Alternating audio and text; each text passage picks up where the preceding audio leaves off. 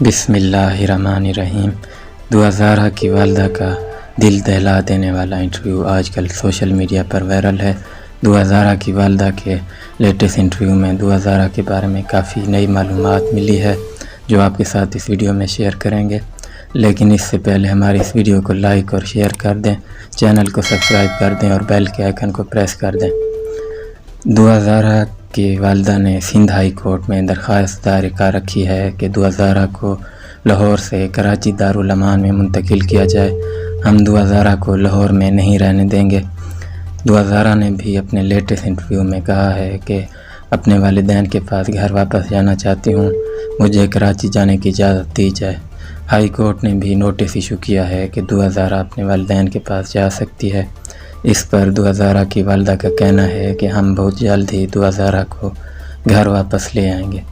دعا زارا کیس کے حوالے سے کمنٹس باکس میں اپنی رائے کا اظہار کریں۔